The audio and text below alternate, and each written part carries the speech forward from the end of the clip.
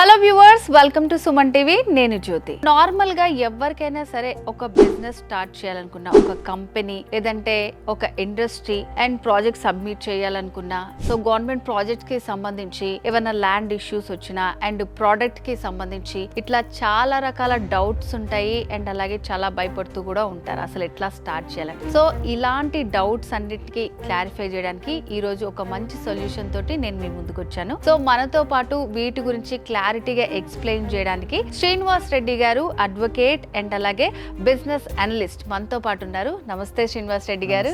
శ్రీనివాస్ రెడ్డి గారు, ఈ రోజుల్లో నిజంగా చాలా మంది బిజినెస్ చేద్దాం అని అనుకుంటూ వాళ్ళకి కరెక్ట్ గైడెన్స్ లేక స్టాప్ అయిపోయి నార్మల్ గా జాబ్స్ చేసుకున్న వాళ్ళు చాలా మంది ఉంటారు. సో అసలు అలాంటి వాళ్ళకి మీరేం అడ్వైస్ చేస్తారండి? ఇప్పుడు ఎలా ఉంటుందంటే మేడం, ఎవరైనా ఇండస్ట్రీ స్టార్ట్ చేయాలంటే small scale, medium scale, large scale ఉంటాయి. సో మన వాళ్ళు కొత్తగా స్టార్ట్ చేసే వాళ్ళంటే కూడా స్మాల్ స్కేల్ ఇండస్ట్రీ స్టార్ట్ చేస్తారు. సో ఇందులో కూడా సర్వీస్ సెక్టార్ ఉంటుంది, అలాగే ప్రొడక్ట్ బేస్డ్ సెక్టార్ ఉంటుంది. అంటే ప్రొడక్షన్ ఉంటుంది, సర్వీస్ బేస్డ్ ఉంటుంది. ఇలా కాకుండా మార్కెటింగ్, అంటే మనం ప్రొడక్ట్ తయారు చేయము, సర్వీస్ ఇవ్వం, ఎవరిదో ప్రోడక్ట్ని మనం మార్కెటింగ్ అండ్ సేల్స్ చేస్తాం అనమాట. సో ఇలాంటి వాళ్ళకి ఏంటంటే ఎవరైనా కొత్తగా ఒక బిజినెస్ స్టార్ట్ చేయాలన్నా, కంపెనీ స్టార్ట్ చేయాలన్నా, ఇండస్ట్రీ స్టార్ట్ చేయాలన్నా మెయిన్ ఏంటంటే వాళ్ళకి కావాల్సిన లైసెన్సులు, ఎలా మనము లైసెన్సులు తీసుకోవాలి, ఎలాంటి రిజిస్ట్రేషన్స్ అవసరం అవుతాయి, అలాగే దీని ప్రాజెక్ట్ రిపోర్ట్ ఎంత ఎస్టిమేషన్, ఎంత మన బడ్జెట్లో ఎంత తయారు చేసుకోవాలి, దాంతోపాటు బ్యాంక్ లోన్స్, దాంతోపాటు మనం ఏదైనా ఎక్స్పోర్ట్స్ కానీ ఇంపోర్ట్స్ కానీ చేసుకోవాలనుకున్నాం, ఆ తర్వాత రా మెటీరియల్, ఎక్కడ రా మెటీరియల్ దొరుకుతుంది, ఎక్కడ దీని మిషనరీ దొరుకుతుంది, దీని తర్వాత మనం మళ్ళీ దీన్ని కూడా మార్కెటింగ్ చేసుకోవాలి, బ్రాండింగ్ ఎలా క్రియేట్ చేసుకోవాలి. సో ఇదంతా కూడా మనం ఒక సప్లై చైన్ ఎలా ఉంటుంది, ఇదంతా కూడా వాళ్ళకి ఏం చేస్తామంటే గైడ్ చేసి ఒక ప్రాజెక్ట్ తయారు చేసి వాళ్ళ కంప్లీట్గా వాళ్ళకి కావాల్సిన, వాళ్ళు స్టార్టప్లో ఎలా ఉంటుందంటే మేడం, ఎక్కడ లైసెన్స్ తీసుకోవాలి, టైం ఎక్కువ తీసుకుంటారు. అలాగే లోన్స్, క్రౌడ్ ఫండింగ్ చేసుకోవడం, వాళ్ళ ఇండస్ట్రీ ఏదైనా స్టార్ట్ చేయాలనుకుంటే కనుక వాళ్ళకి అమౌంట్ ఇంపార్టెంట్. దాన్ని మనం పబ్లిక్, ప్రైవేటు లేదా గవర్నమెంట్ ఆర్ బ్యాంక్స్ నుంచి ఫండింగ్ చేసుకుంటాం.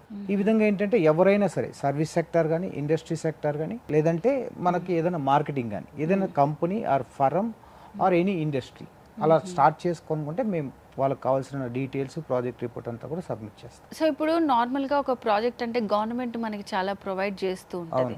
సో ఆ ప్రాజెక్ట్ వాళ్ళు తీసుకోవాలనుకుంటే సో దాని గురించి డీటెయిల్స్ అన్నీ మనం ఎలా తెలుసుకోవాలంటారండి? అది మనకి ఏమేమి ప్రొవైడ్ చేస్తుంది, ఎలాంటి వాళ్ళు అర్హులు, సో లోన్ ఫెసిలిటీ ఉందా, సో ఆ జాబ్ ఎవరు చేయాలి, లైక్ అంటే అది స్టార్ట్అప్ ఎట్లా స్టార్ట్ చేయాలని డౌట్ ఉంటుంది. సో వాళ్ళకి ఏం అడ్వైస్ చేస్తారు మీరు? మెయిన్లీ ఏం లేదు మేడం, ఎక్కువగా ఫుడ్ ప్రాసెసింగ్ యూనిట్స్కి బాగా డిమాండ్ ఉంది. ఇవాళ మనం ఏది చేసినా చెప్పినా ఫుడ్ ప్రాసెసింగ్ అనేది, మన ఫుడ్ అనేది చాలా ఇంపార్టెంట్. సో ఫుడ్ ప్రాసెసింగ్ ఇండస్ట్రీస్కి బాగా డిమాండ్ ఉంది.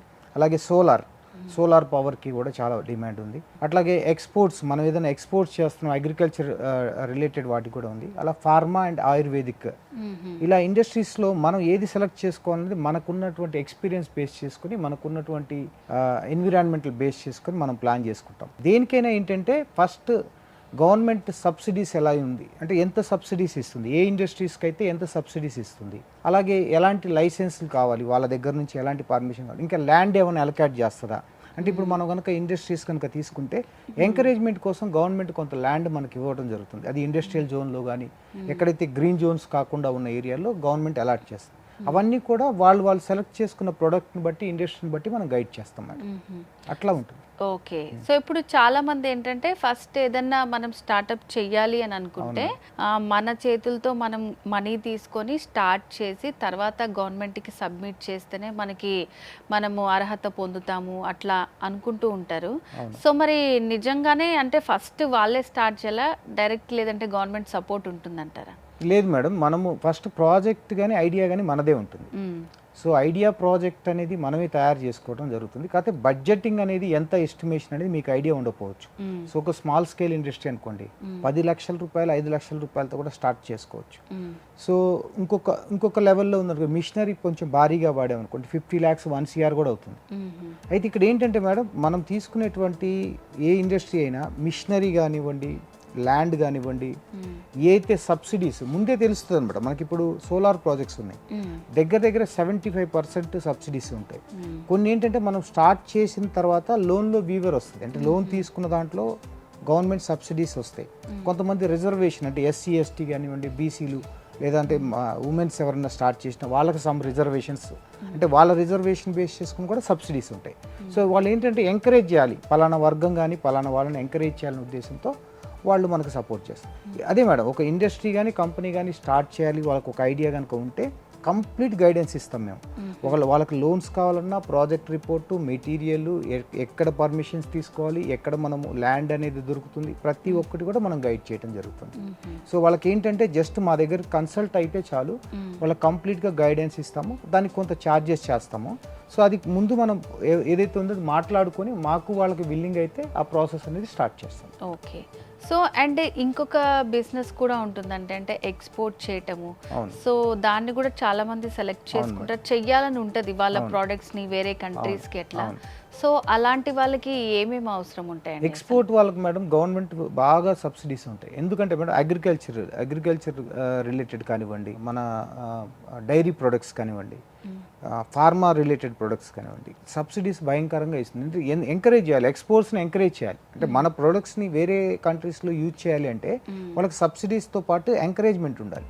సో అవన్నీ కూడా మీకు ఎలా లైసెన్స్ తీసుకోవాలి, మన ప్రోడక్ట్ని ఎట్లా డెలివరీ ఇవ్వాలి, దాని తర్వాత ట్రాన్స్పోర్టేషన్ ఎలా ఉంటుంది, ప్యాకేజింగ్ ఎలా ఉంటుంది, ఎవ్రీథింగ్ కూడా మేము వాళ్ళకి అవసరమైతే ఒక ట్రైనింగ్ కండక్ట్ చేస్తాము. లైసెన్స్ ఇప్పించడమే కాదు మేడం, ఆ ప్రోడక్ట్ బేస్డ్ ఏదైతే రిక్వైర్మెంట్ ఉంటుందో ఎవ్రీథింగ్ వాళ్ళకి మేము ట్రైనింగ్ ప్రొవైడ్ చేస్తాం. ఎందుకంటే ఇది తెలియకుండా ఇప్పుడు సపోజ్ ఉల్లిగడ్డలు ఎక్స్పోర్ట్ చేశారండి, అది ఒక 1 వీక్ లోపల వెళ్ళిపోవాలి షిప్మెంట్. 1 వీక్ లోపల వెళ్ళలేదు అనుకోండి, కంటైనర్ కూడా ఇంపార్టెంట్. ఏసీ కంటైనర్లో పెట్టకుండా నార్మల్ కంటైనర్లో పెట్టి ఒక 15 రోజులు 45 రోజులు కనుక అక్కడికి రీచ్ అయింది అనుకోండి, ఈ లోపల ఉన్న ప్రోడక్ట్ మొత్తం కూడా బూజు పట్టిపోయి పాడైపోతుంది. సో ఇక్కడ ఏంటంటే డెలివరీ ఇచ్చే టైం కానీ, ప్యాకేజింగ్, వెళ్ళిపోయే కంటైనర్తో సహా మనం అన్నీ కూడా పర్టికులర్గా అన్ని నాలెడ్జ్ ఉన్న వాళ్ళే చేస్తారు. ఇప్పుడు మనం బాగా ఉన్న ఉల్లిగడ్డలు తీసుకెళ్ళి మామూలు కంటైనర్లో పెట్టి పంపిస్తే 10 రోజులు కూడా చెడిపోతాయి. అక్కడ వెళ్ళిన తర్వాత ప్రొడక్ట్ బాగాలేదు అనుకోండి, వాళ్ళు రిజెక్ట్ చేస్తారు. సో ఇవన్నీ కూడా వాళ్ళకి ఈ మన ఇండస్ట్రియలిస్ట్ ఎవరైతే అప్కమింగ్ స్టార్ట్ చేసే వాళ్ళందరికీ కూడా మనం గైడ్ చేస్తాం మేడం. సో అది మేము చేసే సర్వీస్ అనమాట. దానివల్ల మాకేంటంటే కొత్త వాళ్ళని మనం ఎంకరేజ్ చేసినట్టు ఉంటుంది. ఇండస్ట్రీస్ కానీ కంపెనీస్ కానీ సెల్ఫ్ ఎంప్లాయ్మెంట్ చేసుకోవాలనుకునే వాళ్ళకి మనం ఎంకరేజ్మెంట్ లాగా ఉంటుంది. ఓకే. సో ఈ మధ్య కాలంలో మనం యూత్ చూసుకుంటే చాలా మంది వాళ్ళ బిజినెస్ వైపే మొగ్గు చూపుతున్నారు, కానీ నిజంగానే ఆ లోన్ ఎలా తీసుకోవాలి అస్సలు ఏమీ లేవు, కానీ బిజినెస్ చెయ్యాలని ఉంది, ఎట్లా మరి అలాంటి వాళ్ళకి ఏం అడ్వైస్ చేస్తారు? క్రౌడ్ ఫండింగ్ చేయించుకోవచ్చు మేడం. మనకి కొంతమంది మీ ఐడియా నచ్చింది అనుకోండి, వాళ్ళు ఫండింగ్ చేస్తారు. ఓకే. సో సపోజ్ మీ దగ్గర ఒక యాప్ డెవలప్ చేసే ఐడియా ఉంది, అది మీ దగ్గర డబ్బు లేదు. సో అప్పుడు ఏంటంటే మనం కొంతమంది ఇన్వెస్టర్స్ని ఇన్వైట్ చేయడం జరుగుతుంది. ఆ ఇన్వెస్టర్స్కి మీ ఐడియా నచ్చితే వాళ్ళు మీరు కలిసి ఒక ఎంఓయూ చేసుకొని వాళ్ళు ఇన్వెస్టర్గా మీకు సపోర్ట్ చేస్తారు. సో దాని ద్వారా మీరు బిజినెస్ని డెవలప్ చేసుకోవచ్చు. సో వన్స్ డెవలప్ అయిన తర్వాత బ్యాంక్స్ కానీ మిగతా అన్ని కూడా లోన్స్ ఇస్తాయి. మనం ఒకసారి స్టార్ట్అప్ చేసుకొని కొంత నేము ఫేము బిజినెస్ టర్న్ ఓవర్ జరిగిందంటే ఆటోమేటిక్గా లోన్స్ వచ్చేస్తాయి. సో ఇంకా నువ్వు ఎక్స్పెండ్ చేసుకోవచ్చు అట్లా మేడం. సో అంటే లేడీస్కి సంబంధించి నార్మల్గానే గవర్నమెంట్ చాలా పథకాలు ఇస్తుంది కదా, సో అవన్నీ కూడా చాలా మందికి తెలియదు అసలు ఎట్లా యూజ్ చేసుకోవాలి, వాటి ద్వారా బిజినెస్ ఎట్లా చేయాలని. సో నిజంగానే సపరేట్గా ఉంటుందండి లేడీస్కి వాళ్ళకి ఇచ్చే డిస్కౌంట్ కానీ అదంతా? లేడీస్కి సపరేట్ కాదు మేడం, లేడీస్కి అసలు మీరు 50% సబ్సిడీస్, మిషనరీ కానివ్వండి, ప్రతి దగ్గర కూడా వాళ్ళకి ప్రయారిటీ ఉంటుంది. అలాగే SC/ST వాళ్ళకి కానివ్వండి, BC వాళ్ళకి కానివ్వండి, ప్రతి ఒక్కరు మేడం. OC అయినప్పటికీ కూడా మినిమం 25% అనేది వాళ్ళు మనకు సబ్సిడీస్ ఇస్తున్నారు. ఎందుకంటే ఇండస్ట్రియలిస్టులు పెరగాలి. మనకి ఇప్పుడు మేక్ ఇన్ ఇండియా కాన్సెప్ట్ అదే, బట్ కాకపోతే అనుకున్నంత రీచ్ అవ్వలేదు. మేక్ ఇన్ ఇండియా అనే కాన్సెప్ట్ని సెంట్రల్ గవర్నమెంట్ ప్రొవైడ్ చేసిందే, ఎక్కువ మంది చిన్న ఇండస్ట్రీస్ని ఎక్స్పోర్ట్స్ని పెంచాలనే ఉద్దేశంతో పెట్టారు. బట్ మనకున్నటువంటి ఎన్విరాన్మెంట్లో మన వాళ్ళు అంత రీచ్ అవ్వలేకపోయారు. అందుకనే మేడం మేమేం చేస్తామంటే ఎవరైతే ఇంట్రెస్టెడ్ పర్సన్స్ ఉంటారో వాళ్ళ దగ్గర ఇనీషియల్గా స్టార్ట్ చేసే కంపెనీ అమౌంట్ లేకపోయినా సరే వాళ్ళకి క్రౌడ్ ఫండింగ్ ఎట్లా చేసుకోవాలి, ఇన్వెస్టర్స్ని ఎట్లా ఇన్వైట్ చేసుకోవాలి, వాళ్ళ ఐడియాని ఎట్లా అంటే మనకి ఎట్లా ఎక్స్పాండ్ చేసుకోవాలి, ఆ ప్రాజెక్ట్ రిపోర్ట్ ఎట్లా సబ్మిట్ చేసుకోవాలి, అవన్నీ కూడా మనము గైడ్ చేయడం జరుగుతుంది. ఓకే.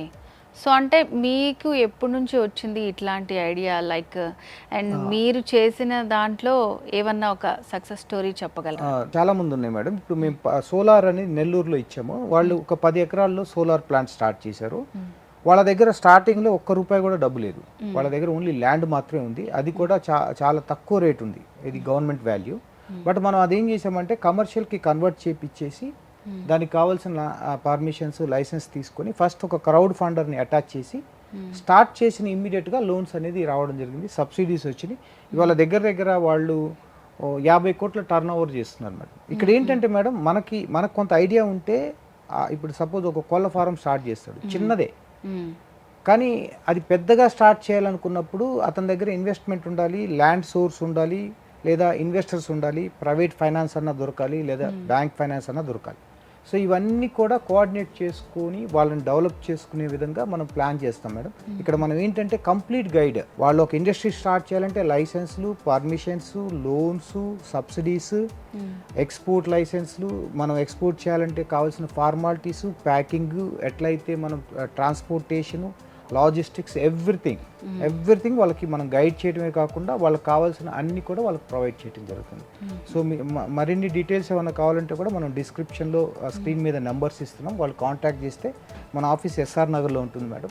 మేము బీ స్కూల్ అనే దాని మీద నుంచి మేము ఇదంతా ప్రొవైడ్ చేస్తున్నాం.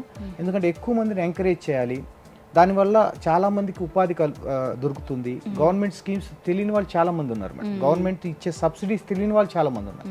సో కొంతమంది ఏంటంటే బిజినెస్ ఎప్పుడు కూడా సబ్సిడీస్ కోసం పెట్టకూడదు మేడం.